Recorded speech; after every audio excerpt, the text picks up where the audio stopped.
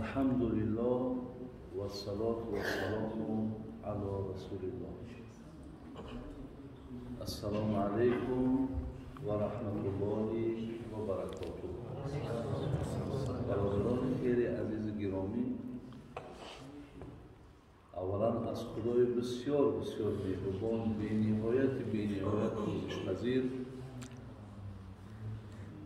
بابا جا کم ترک من را چی بتین؟ دعاگو هستم که خدای مهربان همه شما را، مردم ما و شما را در کدام گوشه و کنار این دولت روسیه قرار دارید. خداوند از جمیع مشکلات ها، سختی ها، بیماری ها الله در حفظ امانش نگه کنه. خداوند همیشه کاراتون را کشایش بده، برار بده، برکت بده و الله را دعاگو هستم که به هر یک مقصودهای نیکی که از خانه‌تان بیرون شدین و آمدین، خداوند نیت‌های نیکتان و مقصودهای نیکتان حاصل کند و با صحت و سلامت به خاندانتان و به دیارتان، به نزد پدر و مادراتان، رفیقاتان و همنشیناتان خدای مهربان شما را رساند. برادرای خیلی عزیز گرامی، طی چند روز ما در علاهیدگی با برادرها ملاقات کردیم، صحبت کردیم. اگر هدف ما هم برادر به دستگیری برادرایی که هستند و اینجا آمدن، یگانه مقصد از ما چی هست؟ مقصد ما همین است که هر یک نفر ما نیازی به نصیحت داریم، همه ما نیاز داریم و گمان من هم همین است که امروز برادرای ما در هر جایی که باشین نیازی به شنیدن معنای یک آیت قرآن است یا حدیث پیغمبر است. همه شما در این نیاز دارید و این خاطر برادران عزیز و گرامی، من یک حدیث پیغمبر معنا تون میکنم و دیگر وقتی زیادم نمیگیرم. گفتی شاعر که یک نکته بس است اگر شعور است ورنه چو چراغ پیش کور است. برای آدم با فهم یک اشارهش برادرها کفایت میکنه. حدیثی که من میخوانم امام بخاری در رقم 3611 آورده است. 3610 هم 3611 هم هر دو یک معنا را میتن. امام مسلم هم آورده است. امام ترمذی فقط با روایت راوی را عبدالله ابن مسعود گرفته است. امام بخاری راویش حضرت علی ابن ابی طالب گرفته است. برادران پیامبرمان از بابی بگیم نشانه های آخر الزمان گفته است. گفته است سیخرج فی آخر الزمان قوم احداث الاسنان سفهاء الاحلام یقولون من قول خیر البریه یقرؤون القرآن لا یجاوز حناجرهم یخرجون من الدین کما یخرج السهم من الرمیه فاذا لقیتهم فاقتلوهم فإن فی قتلهم اجرا عند الله یوم القیامه. این بود متن حدیث در رقم 3611. برادران عزیز ببینید، زمانی میآید پیامبرمون میگه برادران، زمانی میآید که در آن زمان یک قوم بیرون میشود. چه قوم است؟ قومی هست میگه که بیشتر از جوانها عبارتند. یک قومی که بیشتر در داخل او جوانها هستند. سفهاء الاحلام، اگر چند که یقولون من قول خیر البریه وقتی میبینی برآمدشانه و وقتی که معنای آیت میکنن و وقتی قرآن میخونن چقدر میگه زیبا هست، لیکن سفهاء الاحلام، لیکن به عقل. برادر عزیز خوب اهمیت این سخن پیامبر گونه شما میتونید برید در رقم‌های حدیث گفتگو کنید خودتون ببینید. شما من آدرسش برای شما دادم. به نهایت میگه به مغزن، به اندیشن. خب فقط بگیم گفتی همین بعضی چیزا ما یک تاچکه را میبینن تمام، دیگر گیردی او را نمیبینن. در دام چی میگه؟ یقرؤون القرآن لا یجاوز حناجرهم. قرآن میخوانن لیکن الله قرآن خواندگی اونها را قبول نداره. یخرجون من الدین کما یخرج السهم من الرمیه. این طایفه را که من میگم میگه پیامبر، اینا از دین چنان خارج میشوند، چنان بدین میشوند که چگونه که تیر از کمان، چه تیر از کمان باید سرعت بیرون میشود، اینها گو از دین همچنان بیرون میشود. در اخیر حدیث برادران بین فاذا لقیتهم فاقتلوهم. در کجایی که اینها را یافتین اینها را نابود چون کنید. فإن فی قتلهم اجرا عند الله یوم القیامه. نابود کردن اینها پاداش دارد پیش پروردگار. همین حدیث جناب علی رضی الله عنه برای خود استدلال کرد و زمان همون همین قوم برآمد از داخل خودش، همون قوم خوارجی که میگیم برآمد، حضرت علی همه را نابود کرد، کشت. ببینید حتی میدونین که وقتی میگم مسجد چون آمدن در آمدن مثل آواز زنبور قرآن خیلی بنگست دارد، همه قرآن بخونن. پیشانی ها حتی میگه اثر سجده داشتن. ولی برادران اعتقاد دیگر بود. تصور کنید که جناب علی رضی الله عنه را که ای برادران 10 یار بهشتی بود، از 10 یار بهشتی داماد پیامبر، محبوب ترین داماد، محبوب ترین دخترش در دست پیامبر، در دست حضرت علی. نفری که حتی در بگیم یکی از همون محاربه ها پیامبر اعلان کرد که خداوند کسی را دوست می‌دارد و او الله را دوست می‌دارد. فردا با بیرق در دست او میتون، فرداش در دست حضرت علی دادن. همه آگاه شد که الله حتی دوستش می‌دارد. همین را برادران همون قوم حکم به کفر دادن، گفتن علی کافره. چگونه ای که امروز برادران این پوشیده نیست.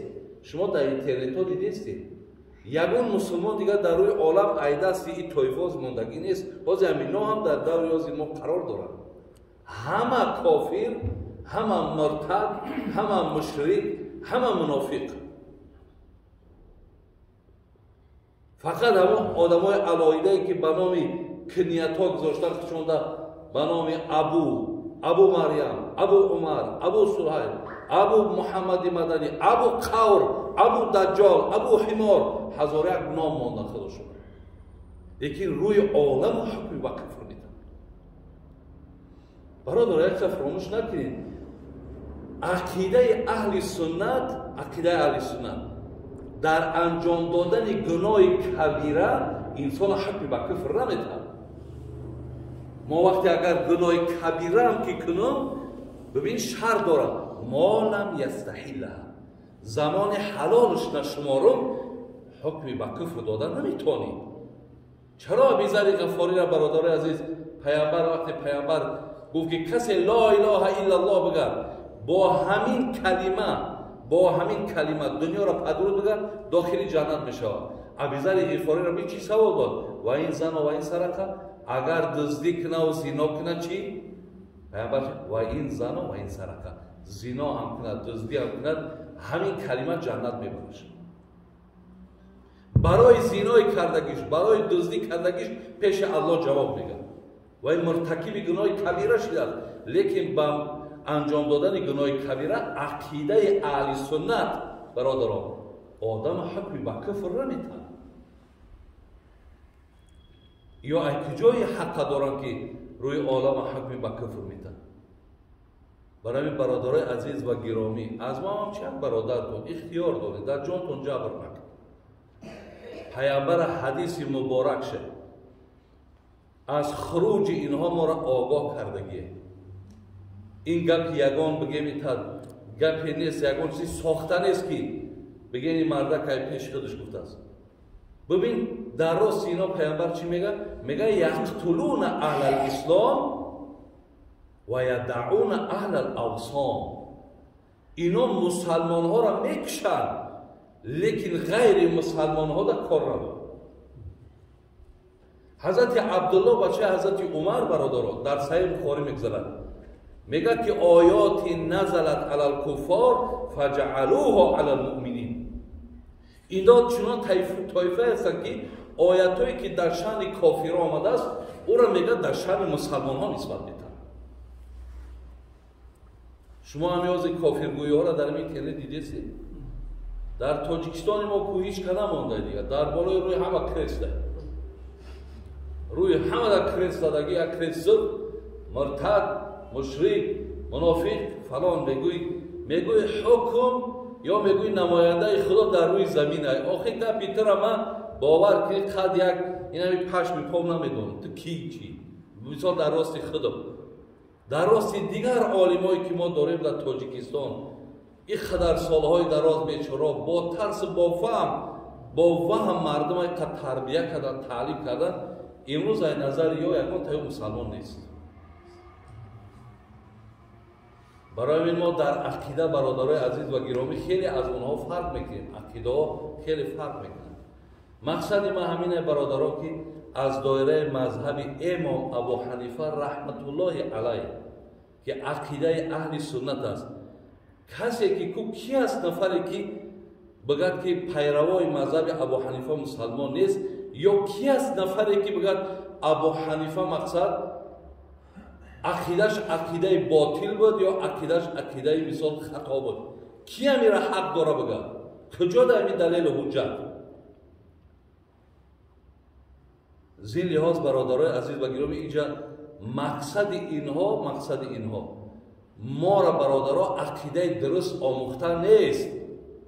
ما عقیده درست نداریم الحمدلله رب العالمین. ما یکان عقیده باطل نداریم. زمانهای ما درباره شرک، درباره بدعت، درباره خرافات تا حاضر صحبت میکردیم که یا یگان تایی ابو در یگان گور قور نبودن که اینا تخمین ما قریب 20 سال 25 سال پیش این مسئله را گپ میزدیم. برای برادران من همچی یک برادر شما از شما فقط خواهش ما همینه برادران داده نشین، یکی مبادایی که مثال فریفته نشین و مثال در جان خودتان جبر نکنید، هم در دینتان هم در جانتان خطر نیاورید. ما الحمدلله در شان مردم تاجیکی ما ای بیکی من برادر عزیز مقصد یا شیعه شم یا یکان گروه های تحریری شم یا اخوانی شم یا سلفی شم یا تکفیری شم یا چیزی شم، در شان مردم تاجیکی ما این چیزا ای بی برادر عزیز، زیرا ما پشت به پشت هزارها سال الحمدلله که از دایره مذهبمون خدای مهربان عبادت. ما وقتی مذهب میگم برادران شما یک ذره شکلی که مذهب گفتگی من قرآن حدیث است. مذهب ابو حنیفه همه سرشار حدیث قرآن است. هر مسئله از بخی گپ زن ابو حنیفه را میریم به ادرسش، راست ما را به دلیل قرآن میبره یا به دلیل کتاب حدیث میبره. ابو حنیفه کیه که پیش خودش مقصد استدلال میکنه و استنباط میکنه و یا عقیده را برای ما تعلیم میکنه؟ ای پیش خودش اونا حق نداشتن. روی اونا همه شایرو قرآن حدیث است. در برابر این برادر عزیز یکدیگراتون دوست بدارید، احترام کنید، یکدیگراتون تعزیت داملا گفتن، یکدیگراتون قدردانی کنید، در حق یکدیگر بدبین نباش، در حق یکدیگر هر خیلی نقشه‌های ناشایست نکشید. همه شما الحمدلله وقتی میگین دعوای مسلمانی میکنین، همه شما با یک ملتین، شما یک وطنین. از این لحاظ در این مسئله سیمای ظاهری تونه، یعنی سیمای ظاهری تون، یک سر و صورتتون برادرای عزیز همیشه اهمیت بدین. این الله جمیل یحب الجمال. پیامبر میگه خدا زیبا را دوست می‌داره. در حدیث امام ترمذی آمده است، یک کس میگه در آمد موی سرش جنگیله، جرز، ریشو هم خیلی تلت. وقتی هم در آمد میخواست پیامبر را زیارت کنه که پیامبر پیش راش بگیره. حدیثی صحیح است برادران. پیش راش بگیره، گفت برای اینو با ترتیب بیارینش بعد بیارید. بردن با ترتیب آوردنش، تازه کردن، رشد کردن، ساز کردن. حضرت آمد زیارتش کرد، گفت این بهتر نبود که خط رنگ صورت شیطان کرده بودی. در متن حدیث نمی آمد برادران، خط رنگ صورت شیطان کرده بودی. صورت‌های ظاهری تون زیبا کنین. برادرای یک ملت دیگه گفتی چیزا در ما ببینم تر یک راحت کنه که آخه نگاه که لباس پوشیده، سر روی مرده که نگاه که چگونه است. همچنان برادرای یک چیز دیگر هم من در نوسیبیر بوده، ما از اونجا آمدیم، خیلی انشاءالله که میریم به وطن خدای مهربان اگر نصیب کرده باشد. یک چیز دیگر در اونجا دیدم، مسئله زبان. همین زبان رو دیدین که فرزنداتون همه گم کرده سای چقدر در این مسئله به اهمیت. اینجا در خدا برکت از رئیس اینا برادر ما را یک نوار نشون داد. روزای شنبه یک شنبه علاقه یک سیم خانه‌ای که قریب 23 نفر حاضر طلبه دارن، درس‌های تاجیکی میرن. و غیر اونه که در مکتب درس‌های روسی میرن، با میان درس‌های تاجیکی میخونن. تا زبانشون برادرای عزیز گم نکنن. ای شما تاجیکین برادرای عزیز، تاجیک میدونید؟ تاجیک که زبان خود چنه دانه. گفتی همون جناب لایق شیرالی زهر بادا شیر مادر با کسی که زبان مادری گم کرده است. همون شیر مادر زهری تنه چا میگه که چی با زبان تا گم کردی؟ دنیا برادرها آمده زبان ما را خوانده سن که تا به تمدن ما شناس شوند. این گذشته‌های ما رو آموزن. اینجا در ما آمدم اینم دیروز تماشا کردیم همین قل شریف مسجد، میگه در همین آثارخانه‌اش 35,000 کتاب فارسی هست. مردم خودمان از عالمای خودمان 35,000 کتاب. مردم دیگه میه ای حساب کتابای ما تماشا میکنن، اینجا مبلغ گذاری میکنن، میبرن میرن. حتی همین مفتی خودش بدنش گفت که پیشتر وقتی ما را اگر امام انتخاب بکردن تا زبان فارسی را نمیدونستی، یک شرط امام شدن نمیده که زبان فارسی را باید بدونی. ببینید، اما برادرای عزیز اهمیت برای ما نداره، پروا نداره. همین بچه هم کلمه روسی را میگه دیگه آیت خرسندی را در کرتب نمیدون، بچه ما روسی گفت و بچه تو روسی را بدونه، همه زبان را بدونه، ما صدقش. لیکن در زینه اول زبانی همون مادریش گم نکنه. پاگه تو را تاجیکستان، ولی من گفتم بچه را که برای تاجیکستان برای کم عرف عادت اونجا را بگیرن که در این درن دیگه پاگه خدا دانه برادر عزیز پاش هم تمه جکی میگذاری نمیخیزه پیشت. یا هم تمه سی میگوی بچه هم پا تبگی میگه اونا او تبره. او اگر هم تری رفتن بگیرین هم تری نشه برادر عزیز. او تربیه ما مردم تاجیک دیگر رو که همه کدام کلانترین فهمیه میفهمین نیستن. برای همین برادرها یک تربیه های تاجیکی را برای در تاجیکستان ما نشون 3 ماه 4 ماه 5 ماه در این مردم قطع عرارشون کنین، بفهمن تربیت چیه، خیستن چیه، سلام چیه، پیش یک مهمان در خدمت کردن چیه. اینها همه برادرها خیلی خیلی مهم. خداوند نگهبان تا باشه برادرای عزیز و گرامی. الله بازم محبت میلهاتون را با دین خدا هم زیاد کنه. و الله مهربان سیره که ما میگیم چی در سیمای ظاهریاتون چی در اخلاقتون، در بین مردم هم احتیاط کنید. از شما میدونید که مملکت در کدام حالت است. حالت این مملکت همتون فهمیده است. یک چیزی که من وقتی در خاک امریکا در آمدیم 6 تا داملا وقتی که ما رفتیم در آمدیم مقصد برای دین شناسی дар Амрико 2000 дин аст. вақте мо хостем ки бо оно шиносоӣ пайдо кунем, ҳамин дар Амрико фуромадем, ами аэропорт берун шидем, гуфтанд шумо дар хоки Амрикоем, иҷода қонуни Амрикоро итоат кунем. иҷа дигар мақсад итоат дар қонуни Амрико мешавад.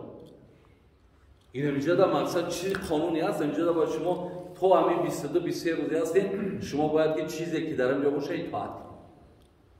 як итоатш чӣ будай? мардуми Амрико ҳамин медидай, одама механдидай, шумо ҳам табассум кунед. дар ҳадиси пайғамбар омад ки сертабассумтарини нафар дар рӯи олам пайғамбар будаст. дар чеҳраш бо ҳамин мусибату мушкилат сахтӣ бо ҳазрат табассум доштай рӯш, чеҳраш доим бо табассум будай. барои ҳамин иҷода шумо ҳамин тариқ хела ис риш доред, ис бо мақсад ягон хай бо агар як камбеш бо як тампан то ин тариқ бузвала бошад, бо қавақота будози мардум талхат мешавад. барои ҳамин як табассум бародар азиз ҳеҷ кара киштагӣ нест. чеҳраак тамта кушода бигӣ, бо ҳамин мардум дар ҳамсоядорӣ салом алейк кунед. ҳамин як здравствуй гуфтагӣ ҳамин қадри дунё чапа намешавад. қатъи мардум ҳатто дар ҷоизӣ ҳамине ки садақа додан барои ё савобай. ай хоношон ҳар чӣ омад қабул кунед, ягон чӣ омад барем битен шумо ҳам. қатъишон мурособ кунед, салом алейк кунед. оина дар зери дастакошон рафта кор кесед ку. аз молу мулкшон чизе надуздед, фуребшон накунед, хиёнатшон накунед. ҳама ҳамин вазифаи мо шумо бародарои мусалмонем бародарон. аллои меҳрубон бозам тани сиҳатон буда, имони комилтон буда. худои меҳрубон куҷоида ки бошед дар паноҳи раҳмат ва қисматш нигаҳбонтон боша. Амин. Я раббал аламин.